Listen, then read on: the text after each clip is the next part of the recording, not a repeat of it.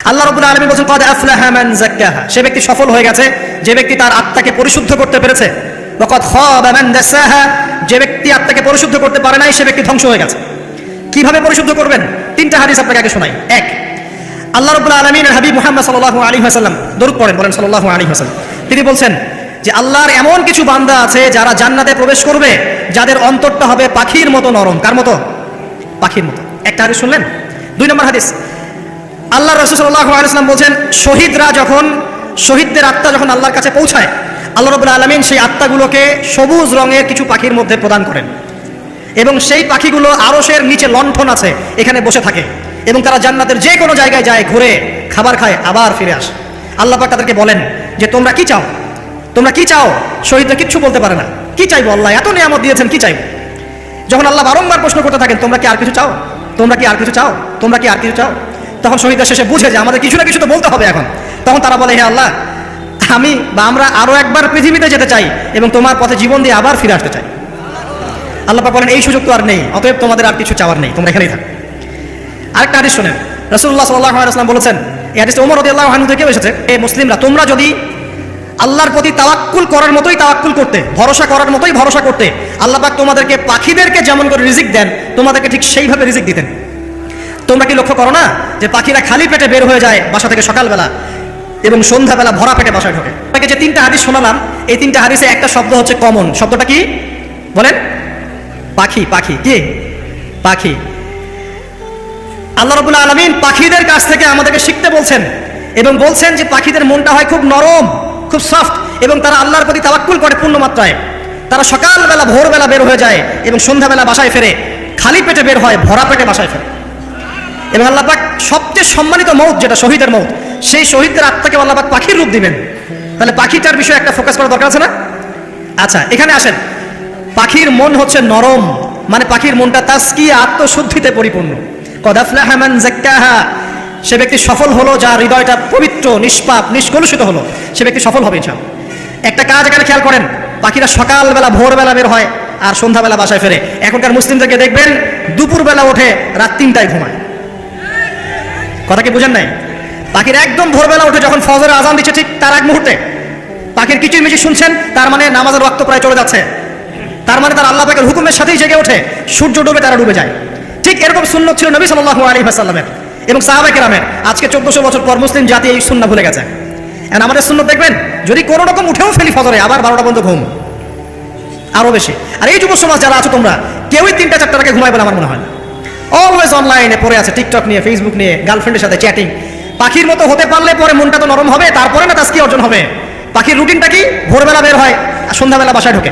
অতএব আমরা যদি রাসূলুল্লাহ সাল্লাল্লাহু আলাইহি ওয়াসাল্লামের সুন্নাহ মতো ওই ভোরবেলা উঠতে পারি আর আর্লি নাইট ঘুমিয়ে যেতে পারি এবং সারাদিন যদি রাসূলের সুন্নাহগুলোর উপর আমল করতে পারি, তাজকিয়া অর্জন হবে ইনশাআল্লাহ। কথা বুঝতে পারছেন?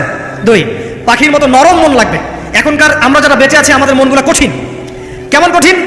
পাথরের মতো কঠিন। আমরা যখন দেখি একটা মাইয়াতকে নিয়ে যাওয়া হচ্ছে জানাজায়, আমাদের কোনো ফিলিংস কাজ করে না। জানাজা যাচ্ছে, জানাজায় দাঁড়িয়ে মোবাইলটা টিপাটিপি করছে। জানাজার সাথে চলছে, কোনো ফিকির নাই যে এই জানাজা আমার হবে কালকে, ওই মোবাইল টিপাটিপি করছে।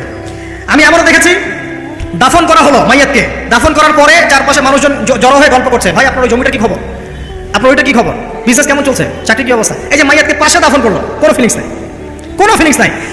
আমি আত্মশুদ্ধির কথা বলছি। আত্মশুদ্ধির জন্য আপনার মনটাকে পাখির মতো সফট নরম করতে হবে। যখন আপনি সফট নরম করবেন এবং আত্মশুদ্ধি অর্জন করবেন, তখন 2 ডানা মেলে আপনি আকাশে উঠতে পারবেন ইনশাআল্লাহ। আত্মশুদ্ধি অর্জন না করতে পারলে ডানা কেটে পড়ে যাবে, তখন আর আকাশে উঠতে পারবেন না। কোন আকাশে? ওই যে শহীদের রূহ যে আকাশে চলে গেছে, ওই আকাশ। অতএব মন কেন কঠিন হলো প্রিয় ভাই? 1 নম্বর কারণ, আমরা শিরকের পাপে লিপ্ত আছি। 1 নম্বর, শিরকের পাপে লিপ্ত থাকা অবস্থায় মুসলিমদের মনটা কঠিন হয়ে গেছে। আপনি কি মনে করছেন আমরা শিরক করি না? মুসলিমরাও কবর পূজা করে, দেখবেন মুসলিমরাও দেখবেন অনেক ক্ষেত্রে মাজার পূজা করছে। আমি বলিনি যে অলিয়া উলিয়ার মাজার জিয়ারত করা যাবে না, আমি এই কথা বলছি না, কিন্তু আপনি মৃত মানুষের কাছে আপনার ভালো মন্দ চাইতে পারেন না। কথা বুঝতে পারেন না? আমরা অবশ্যই অলিয়া উলিয়াদের কবর জিয়ারত করব, এটা আপনাকে মৃত্যুর কথা স্মরণ করাবে। তাদের একটা রব আছে যেটাকে আমরা প্রভাব বলি, এটা আপনার মধ্যে আসবে। আমরা অবশ্যই জিয়ারত করব। জিয়ারত করতে বলেছেন নবী সাল্লাল্লাহু আলাইহি ওয়াসাল্লাম, কারণ এটা আপনাকে পরকালের কথা কি করবে? স্মরণ করাবে। উমরা করতে যান, আল্লাহ পাক সবাইকে তৌফিক দান করুন উমরা হজ করার এবং বড় হজ করার, আমি দোয়া করি। ওখানে সবচেয়ে সেরা যে দৃশ্যগুলো দেখা যায় তার মধ্যে একটা রাসূলুল্লাহ সাল্লাল্লাহু আলাইহি ওয়াসাল্লামের রওজা। ওখানে গেলে চোখের পানি ঝরে না এমন কোনো মুসলিম নাই, আছে? নাই। আরেকটা সবচেয়ে মন নরম করা একটা দৃশ্য হচ্ছে জান্নাতুল বাকি, যেটা আমরা বাকিউল গারকাত বলি, যেখানে আপনি দেখবেন সাহাবায়ে কেরাম রাদিয়াল্লাহু আনহুমের কবর, যতদূর চোখ যায় তাদের কবর, কবরের কোনো মাজার নাই, সেখানে কোনো তাওয়াফ হচ্ছে না কবরকে কেন্দ্র করে, সেখানে কবরে কেউ ফুল চড়াচ্ছে না, একটা ছোট্ট পাথর দেখা যায়, খেলার কিছু না। পৃথিবীর সবশ্রেষ্ঠ মানুষগুলো সেখানে শুয়ে আছেন, ওখানে গিয়ে দাঁড়াবেন, দেখবেন নিজেকে তুচ্ছ বলে মনে হবে আমি এই পৃথিবীতে আর কি করছি, সেরা মানুষগুলি মাটির নিচে, আমি এখানে কি করছি। তো দেখুন প্রিয় ভাইরা, অবশ্যই ওলিয়া উলিয়াদের কবর জিয়ারত করবেন, কিন্তু মৃত ব্যক্তি আপনার কল্যাণ করতে পারবে? অকল্যাণ করতে পারবে? হ্যাঁ, তারা আল্লাহর কাছে সুপারিশ করতে পারবে আল্লাহ পাক যখন তাদেরকে অনুমতি দিবেন। তারপর আল্লাহ পাক যখন অনুমতি দিবেন তখন নবী সাল্লাল্লাহু আলাইহি ওয়াসাল্লাম সুপারিশ করবেন, ওলিয়া উলিয়াগণ করবেন, আলেম ওলামা করবেন, শহীদগণ করবেন, হাফেজে কোরআন করবে, অনেকেই করবেন ইনশাআল্লাহ। আল্লাহ পাক আমাদের তাকদীরে এইসব সুপারিশ নসিব করুন বলেন আমিন। মুসলিমরা আজকে শিরিক করছে অনেক ক্ষেত্রেই, দেখবেন হাতে একটা এই যে বালা পরে আছে, খুলে না। কেন খুলেন না ভাই? বলে যেটা খুললে যদি রোগ হয়, রোগ দেওয়ার মালিক কে? ওই বালা না আল্লাহ? এই যে আপনার বিশ্বাস জন্মায় নিয়েছে, এই বিশ্বাসটা জন্মিয়েছে আপনার হাতের উপরে, এই বালার উপরে, এটাই শিরক, এটাই শিরক। যদি আপনি বিশ্বাস করেন যেটা হাতে থাকলে আপনি সুস্থ থাকবেন, হাত থেকে খুলে পড়ে গেলে আপনি আর বাঁচবেন না, এই যে কল্যাণ অকল্যাণের মালিক আপনি কাকে করলেন? ওই বালাকে করেছেন, আল্লাহকে করেন নাই, এখানে শিরক হয়ে গেছে, খুবই সূক্ষ্ম শিরক। আপনি নামাজ পড়ছেন মনে করেন, এখন কিছু মানুষ আসলো, এখন দেখছেন যে হুজুর তো আমার নামাজ দেখছে, নামাজটা খুব সুন্দর করে পড়ার চেষ্টা করলেন, লম্বা নামাজ, সেজদা গিয়ে আর উঠছেন না, খুব সুন্দর নামাজ পড়ছেন, এই যে মানুষকে দেখানোর জন্য নামাজটা পড়ছেন, এটা শিরক। এটা কি? এটাও শিরক।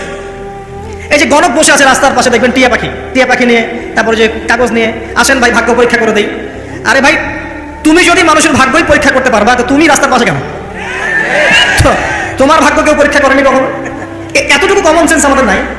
ও যদি আমার ভালো মন্দ করতে পারে, ভবিষ্যৎ বলতে পারে, তাহলে ও রাস্তার পাশে বসে আছে কিছু? ওর তো প্রাইম মিনিস্টার হওয়ার কথা, এখন ওর তো ইলেকশন করার কথা। তো দেখেন, এই যে ওখানে গিয়ে আমরা কি করি, ভাই আমার হাতটা দেখে দেন, ভাই আমার অতীত বলে দেন, ভবিষ্যৎ বলে দেন, এবং দিন দিন বাড়ছে। কিন্তু এই রাশিফল, কবিরাজি, গণকি, এগুলো দিন দিন বাড়ছে। এবং আমি লক্ষ্য করছি দিন দিন আরেকটা জিনিসও বাড়ছে, সেটা হলো জাদুবিদ্যার চর্চা করা। এবং গ্রামে গঞ্জে কুফুরি বাড়ছে না? কুফুরি করা, তাবিজ করা, বিচ্ছেদ করা, স্বামী স্ত্রী বিচ্ছেদ করা, মেয়েকে বশ করা, সন্তানকে বশ করা বাড়ছে না? সবই শিরক, এগুলো সবই কুফুরি। এগুলো মুসলিমরা করছে না? মুসলিমরা এসব শিরকে লিপ্ত আছে বলেই তো অন্তর কঠিন হয়ে গেছে, ফাকাসাত কুলুবুহুম, তাদের অন্তর কঠিন হয়ে গেছে। তো একটা হাদিস বলে এখানে খালি, নবী সাল্লাল্লাহু আলাইহি ওয়াসাল্লাম বলেন, যদি কেউ কোনো গণকের কাছে যায়, গিয়ে বলে দেখেন তো আমার হাতটা একটু, ও কিন্তু বিশ্বাস করে না যে এ ভবিষ্যৎ বলতে পারে, খালি এমনি বলেছে একটু দেখেন তো, বলার সাথে সাথেই 40 দিনের নামাজ কবুল হবে। আর যদি তার বলা কথায় বিশ্বাস করে যে হ্যাঁ তোমার ভবিষ্যৎ খুব ভালো, তুমি চাকরি পাবা, এটা করবা সেটা করবা, এবং সে বিশ্বাস করলো হ্যাঁ এটাই হবে, তখন নবী সাল্লাল্লাহু আলাইহি ওয়াসাল্লাম বলেন সে যেন আল্লাহর পক্ষ থেকে যা নাজিল হয়েছে, মানে এই যে কোরআনুল কারীম, এই কোরআনকে যেন সে অস্বীকার করলো, মানে কুফরি করলো। এগুলো আমরা করছি না ভাই? অনেক কিছু করছি আমরা। স্তম্ভের পূজা করছি, অনেক মুসলিম আগুনের পূজা করছে। আগুন জ্বালিয়েছেন, মাথা নত করছেন কেন? আগুনের সামনে আপনি মাথা নত করবেন কেন? আপনি একটা স্তম্ভের সামনে, গাছের সামনে দাঁড়িয়ে মাথা নত করে ধ্যান করবেন কেন? আপনি মেডিটেশন করছেন কি জন্য? আপনাকে নামাজ দেওয়া হয় না? 5 ওয়াক্ত নামাজ দেওয়া হয় না? নামাজের চেয়ে বড় মেডিটেশন কিছু আছে নাকি? আপনি ধ্যান করছেন কি জন্য? অনেক মুসলিম তো জিনের উপাসনা করছে, জানেন? অনেক মুসলিম জিনকে তাবে করার চেষ্টা করছে, আর জিন বলে একটা জাতি আছে, এটা সত্য। এরকম প্রতিটা ক্ষেত্রে শিরক আছে। শিরক কথায় আছে, কাজে আছে, বিশ্বাসে আছে। দেখবেন মুসলিমরাই আল্লাহ ছাড়া অন্য কারো কাছে দোয়া করছে, মুসলিমরা নজর মানত করছে অন্য জায়গায়, আল্লাহর জন্য নজর মানত করছে না, অন্য কাউকে সন্তুষ্ট করার জন্য করছে। সন্তান হয় না, এখন কি হবে? সন্তান হয় না তো অমুকের কাছে যাও, সেখানে গিয়ে বকরি জবাই দাও, সন্তান হবে। সুবহানাল্লাহ। তো এই পদ্ধতি ইব্রাহিম আলাইহিস সালামের জানা ছিল না, যে শেষ বয়সে তিনি বলছেন রব্বি হাবলি মিনাস সালিহিন। আপনি দোয়া করতে পারেন না? সন্তান হবে না কেন? আল্লাহ পাক তাকদীরে লিখে রাখলেন, অবশ্যই হবে। আর আল্লাহ পাক তাকদীরে না লিখলে কিভাবে হবে? তাকদীরে যে ব্যক্তি বিশ্বাস করে না, সে ব্যক্তি হতাশ হয়। যা কিছু হচ্ছে আমাদের জীবনে সবই তাকদীর, এর বাইরে একটা মানুষও যেতে পারবে না। প্রিয় ভাইরা, কথায়, কাজে এবং চিন্তায় আমরা অনেক শিরক করছি। শিরকের কারণে আমাদের অন্তর কঠিন হয়ে গেছে। আরো কেন কঠিন হচ্ছে? বেদাত আমল করছেন, নবীর সুন্নত মানার জায়গায় অন্য কিছু আপনি করছেন, এমন কিছু আমল করছেন যেগুলোর সাথে রাসূলের সুন্নতের কোনো সম্পর্ক নাই এবং সাহাবীদের সুন্নতেরও কোনো সম্পর্ক নেই। এই ক্ষেত্রে গিয়ে আপনি বেদাত করছেন, বেদাত করে অন্তর কঠিন হয়ে যাচ্ছে। অন্তর কঠিন হওয়ার একটা বড় কারণ হচ্ছে হারাম রিজিক। যখন আপনি হারাম রিজিকে যাচ্ছেন, সুদ, ঘুষ, আপনার দুর্নীতি, এই যে অন্যের সম্পদ আত্মসাৎ করা, হালাল হারামের পরোয়া না করা, এই রিজিক দিয়ে যখন আপনি আপনার দেহ, রক্ত, মাংস গঠিত হচ্ছে, আপনার খলকটা শক্ত হয়ে যাচ্ছে। আমি কি বুঝতে পারছি না? হারাম রিজিক যখন আপনার শরীরে ঢুকছে, অন্তরটা শক্ত হয়ে যাচ্ছে। একটা হাদিস যথেষ্ট। আল্লাহ রাসূল বলেছেন ইন্নাল্লাহা তাইয়্যিব লা ইয়াকবালু ইল্লা তাইয়্যিব। আল্লাহ পাক পবিত্র সত্তা, তিনি পবিত্র ছাড়া কবুল করেন না। আপনি 10টা হজ করে আসেন, চুরির টাকা দিয়ে, ডাকাতির টাকা দিয়ে, আত্মসাতের টাকা দিয়ে, দুর্নীতির টাকা দিয়ে, যদি কবুল হয় তাহলে কোরআন সুন্নাহ মিথ্যা হয়ে যাবে। নাউযুবিল্লাহ। কথা কি বুঝতে পারছেন না? আল্লাহ রাব্বুল আলামিন বলছেন আল্লাহ পাক পবিত্র ছাড়া কবুল করেন না। হারাম রিজিক দিয়ে ইবাদত কবুল হয় না। আমরা ওই যে রংপুর অঞ্চলে একবার ওই যে হারাগাছ একটা অঞ্চল আছে না, সেখানে গিয়েছিলাম, সেখানে মাশাআল্লাহ আবার বিড়ির অনেক ফ্যাক্টরি আছে। কিসের? বিড়ি তো হালাল নাকি, তামাক তো হালাল নাকি, তো সেখানে বিড়ি ফ্যাক্টরির অনেক মালিক আছে এবং তারা মসজিদ কমিটির অনেক দায়িত্বপ্রাপ্ত আর কি। মুসলিমদের গায়েও তো এখন নাই, মুসলিম এদেরকে আবার মসজিদ কমিটির সদস্য বানিয়েছে। তো এখন মসজিদ কমিটিতে এসে তার প্রভাবে এক ইমাম সাহেব টিকতে পারে না, দুজন বলে নামাজের পর হাত তুলে দোয়া করতে হবে, দুজন বলে করা যাবে না। ঠিক আছে, এই নিয়ে ক্যাচাল, এই ক্যাচাল হতে হতে দেখা গেল এক পর্যায়ে মারামারি পর্যন্ত হয়েছে, মসজিদ ভাগ তো হয়েছে, মারামারিও হয়েছে। তো সেখানে আমাকে দাওয়াত করেছিল যে ওয়াজ করার জন্য, তো দোয়া করার কথা বলছে। তাই বলবে দোয়া করে লাভ কি? দোয়া করলেই বাকি, না করলেই বাকি, রিজিকটাই তো হারাম। আপনি তো তামাকের টাকা খাচ্ছেন, তামাক, আপনি মাদকের টাকা খাচ্ছেন, এটা হালাল না হারাম? তো হারাম টাকা দিয়ে হাত তুলে দোয়া করলেই কি না করলেই কি? দোয়া তো উঠছে না উপরে, আগে হারাম রিজিক ছাড়েন তারপর দোয়া করুন। তো রিজিক হারাম হওয়ার কারণে আমাদের কি হচ্ছে, অন্তরটা কি হচ্ছে ভাই, কঠিন হচ্ছে। ওই পাখির মতো আর মুক্ত আকাশে উঠতে পারবেন না। তারপরে সামনে যান, আরো কেন কঠিন হয়, বস্তুবাদিতা, দুনিয়া, সারাদিন দুনিয়ার ফিকির, দুনিয়ার চিন্তা, খাবো কি, পড়বো কি, ব্যাংক ব্যালেন্স, টাকা পয়সা, স্ট্যাটাস, সারাটা দিন দুনিয়ার দুনিয়া, ঘুম থেকে ওঠা থেকে নিয়ে শুরু করে ঘুমানো পর্যন্ত খালি দুনিয়া। যারা দুনিয়ার নেশায় মত্ত হয়ে আছে এদের অন্তরটা কঠিন হয়ে যায়, এই অন্তরটা পাখির মতো হতে পারবে না। ঠিক আছে কথা? যারা দুনিয়ার নেশায় মত্ত হয়ে আছেন এই অন্তরটা কঠিন হয়ে যাবে, পাখির মতো হতে পারবে না। তারপর কি, আরো সামনে যান, দিনই জ্ঞান চর্চা না করা অন্তর কঠিন হওয়ার কারণ। আর কি কারণ? পাপ করা, পাপ। যত বেশি আপনি পাপ করবেন, যত বেশি পর্ন দেখবেন, যত বেশি মাদক খাবেন, যত বেশি জুয়া খেলবেন, যত বেশি অহেতুক সময় নষ্ট করবেন, যত বেশি আপনি অন্যের ক্ষতি করবেন, ঠিক আছে, নিরপরাধ মানুষের উপর নির্যাতন করবেন, যত বেশি আপনি পাপ করবেন, পাপ, এই পাপ করতে করতে করতে মানুষের অন্তর কঠিন হয়ে যায়। ইবনুল কাইয়্যিম রাহিমাহুল্লাহ বলেছেন যে পাপ করতে থাকলে মানুষের অন্তর কঠিন হয়ে যেতে থাকে, এবং ইস্তেগফার আর জিকির করলে গিয়ে মানুষের অন্তর আবার নরম হতে থাকে। পাপের উপর পাপ করতে থাকলে মানুষের অন্তর কঠিন হতে থাকে। এ বিষয়ে রাসূলুল্লাহ সাল্লাল্লাহু আলাইহি ওয়াসাল্লাম বলেছেন, যখন মানুষ একটা পাপ করে কলবের মধ্যে একটা কালো দাগ পড়ে যায়, যখন আরো একটা পাপ করে আরেকটা কালো দাগ পড়ে যায়, এইভাবে যখন পাপ করতেই থাকে তখন পুরো কলবটাই কালিমাপূর্ণ হয়ে যায়। এই অবস্থায় যদি সে তওবা করে আল্লাহ পাক মাফ করে দিবেন। যদি এই অবস্থায় তার মৃত্যু হয়ে যায়, তার আত্মাটা থেকে দুর্গন্ধ বের হতে থাকে, যে আত্মাটা কবজ করতে পর্যন্ত মালাকুল মউত মানে ঘৃণা পোষণ করে। কথা কি বুঝতে পারছেন? যখন অন্তর পাপ করতে করতে কলুষিত হয়ে যাবে, ওয়াকাদ খাবা মান দাসাহা, যখন পাপ করতে করতে অন্তর কলুষিত হয়ে যাবে, তখন আপনার এই মালাকুল মউত পর্যন্ত ওই আত্মাটাকে বের করার সময় ঘৃণা করবে, দুর্গন্ধযুক্ত। আল্লাহ পাক আমাদেরকে পাপ থেকে বাঁচিয়ে রাখুন। আমি এরকম কিছু কাজ আছে, বস্তুবাদিতা, শিরক, বেদাত, হারাম রিজিক, সারাদিন দুনিয়ার ফিকির নিয়ে থাকা, ঠিক আছে, অন্যের ক্ষতি করা, পাপ কন্টিনিউয়াসলি করতে থাকা, এবং দিন ছেড়ে দেওয়া, দিনের ইলম ছেড়ে দেওয়া, আল্লাহ পাকের আনুগত্য ছেড়ে দেওয়া, এই কাজগুলো করতে থাকলে মানুষের অন্তর কি হয়, কঠিন হয়ে যায়। এখন সলিউশন কি বলেন? 5 মিনিটে আমি সলিউশন বলছি, কেমন করে আপনি এটাকে নরম করবেন আর পরিশুদ্ধতা অর্জন করবেন এবং ওই পাখির মতো মুক্ত আকাশে উড়বেন। কিভাবে বলবো? 1 নাম্বার, অবশ্যই শিরক ত্যাগ করতে হবে। কি করতে হবে? শিরক ত্যাগ করতে হবে, আল্লাহ পাকের তাওহীদের উপর থাকতে হবে। আল্লাহ পাক তৌফিক দান করুন। লং কিছু বলার সময় নেই আমার হাতে, একটা বই বলছি, কিতাবুত তাওহীদ। কি নাম? কিতাবুত তাওহীদ। এই বইটা অনেক ভার্সন বাজারে বের হয়েছে, কিনে দেখবেন শিরক কত প্রকার, কি কি, তাওহীদ কাকে বলে, কত প্রকার কি কি। যেটা বুঝবেন না মাদ্রাসায় চলে যাবেন, আলেম ওলামার কাছে জিজ্ঞাসা করুন, হুজুর এটা বুঝি নাই। ঠিক আছে? 1 নাম্বার, শিরক ত্যাগ করতে হবে। 2 নাম্বার, আপনাকে তাওহীদে থাকতে হবে, এটা এক, অন্তর নরম করার কথা বলছি। 2 নাম্বার, সুন্নতের উপর আমল করতে হবে। ওই যে পাখির কথা বললাম, যে সকালবেলা বের হয় আর সন্ধ্যাবেলা কি করে, বাসায় ফেরে, খালি পেটে বের হয়, ভরা পেটে বাসায় ফেরে। তার মানে আমাদেরকেও সকাল সন্ধ্যাটা কাটাতে হবে নবী সাল্লাল্লাহু আলাইহি ওয়াসাল্লামের সুন্নত অনুযায়ী। যখন তিনি ঘুমাতেন তখন ঘুমাবেন, যখন উঠতেন তখন উঠবেন, বাকি কাজ যেমন করে করতেন তেমন করে করবেন, তখন অন্তর ইনশাআল্লাহ নরম হয়ে যাবে। ঠিক আছে ভাই? 2 3 নাম্বার, 5 ওয়াক্ত নামাজ জামাতে। নামাজ আপনাকে যে কোনো পাপ থেকে বাঁচাবে ইনশাআল্লাহ। ভাই জেনা করছেন, নামাজ পড়েন। পর্নোগ্রাফি দেখেছেন, তাও তওবা করে নামাজ পড়েন। আপনি হারাম অ্যাফেয়ার্সে আছেন, হতাশ হন না, নামাজ পড়েন। গুনাহ ছাড়তে পারছেন না, নামাজ পড়েন। সুদ খাচ্ছেন, নামাজ পড়েন। বেপরদা চলছেন, তাও নামাজ পড়েন। আপনি অন্যের হক নষ্ট করেছেন, তাও নামাজ পড়েন। যে পাপই করেছেন, নামাজটা পড়েন। নামাজ আপনাকে সমস্ত পাপ থেকে বাঁচিয়ে রাখবে ইনশাআল্লাহ। ইনশাআল্লাহ আস্তে আস্তে ইনশাআল্লাহ দেখবেন সব পাপ থেকে আপনি দূরে চলে আসেন ইনশাআল্লাহ তাআলা। 3 নাম্বার নামাজ।